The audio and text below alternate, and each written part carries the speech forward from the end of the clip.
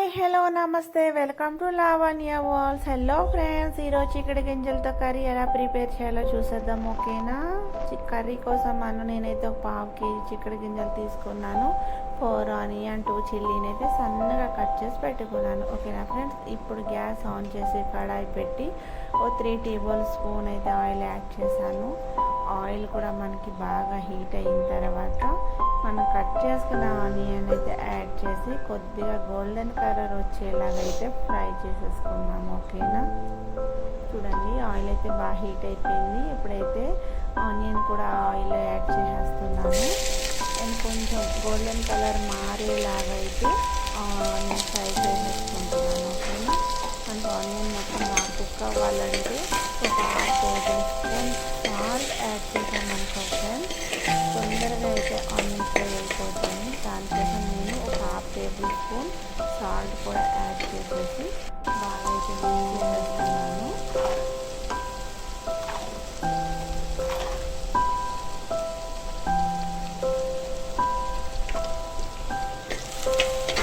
ఇలా బాగా మిక్స్ చేసిన తర్వాత చూడండి, కొంచెం ఒక 2 మినిట్స్ అలా ఫ్రై చేస్తే మనకి తొందరగా ఆనియన్ కుక్ అయిపోయి కలర్ అయితే చేంజ్ అయిపోతుంది. చూడండి, కలర్ చేంజ్ అయిన తర్వాత మనం మొత్తం చిక్కుడు గింజలు అవన్నీ ఆనియన్ యాడ్ చేసుకుని 2 మినిట్స్ చిక్కుడు గింజలు కూడా మనం ఫ్రై చేసేసుకోవాలి.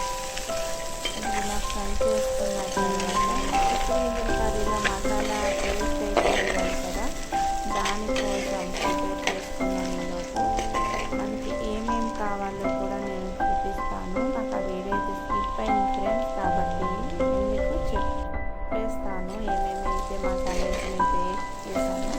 2 టేబుల్ స్పూన్ జీరా, 10 ఎల్లుల్లి రవ్వలు, చిన్న అల్లం ముక్క, 2-3 లావణ్య మొగ్గలు, 2 టేబుల్ స్పూన్ గసగసాలు వేసి నేనైతే బాగా పేస్ట్ చేశాను. ఆ పేస్ట్ కూడా ఇప్పుడు చిక్కుడు గింజలు యాడ్ చేసేసి పచ్చి స్మెల్ పోయే వరకు అయితే ఫ్రై చేసేసుకోవాలి. మనకి మసాలా స్మెల్ అన్నది రాకూడదు, పచ్చి స్మెల్ పోయే వరకు బాగా ఫ్రై చేసుకోవాలి. పచ్చి స్మెల్ చూడండి, మసాలా కూడా పచ్చి స్మెల్ పోయే వరకు ఫ్రై అయిపోయింది బాగా. ఇప్పుడు మనం ఒక 1/2 టేబుల్ స్పూన్ అయితే పసుపు తీసుకున్నాము. ఓకేనా ఫ్రెండ్స్? చూడండి, ఒక 1/2 టేబుల్ స్పూన్ పసుపు యాడ్ చేశాను. 1 table spoon red chilli powder and ఇంకో 1/2 టేబుల్ స్పూన్ సాల్ట్. నేనైతే ఇదివరకే మనం ఆనియన్ ఫ్రై అవ్వడానికి ఒక 1/2 టేబుల్ స్పూన్ సాల్ట్ అయితే యాడ్ చేసుకున్నాం కదా ఫ్రెండ్స్, కాబట్టి కొంచెం తగ్గించుకొని ఒక 1/2 టేబుల్ స్పూన్కి తక్కువగా అయితే యాడ్ చేసుకోవాలి. తర్వాత మనం పేస్ట్ చేసుకున్న తర్వాత మనం పేస్ట్ తగ్గ సాల్ట్ యాడ్ చేసుకోవాలి. ఓకేనా ఫ్రెండ్స్? మొత్తం అన్నీ మిక్స్ అయిపోయిన తర్వాత మనకి చిక్కుడు గింజలు మునిగే వరకు వాటర్ అయితే పోసుకోవాలి వీటిలో. చూడండి, అంటే ఒక 1/2 లీటర్ వాటర్ అయితే మనకి పడతాయి. చిక్కుడు గింజలు మొత్తం కుకింగ్ అవ్వాలి కదా, కాబట్టి 1/2 లీటర్ వాటర్ వరకు పడుతుంది.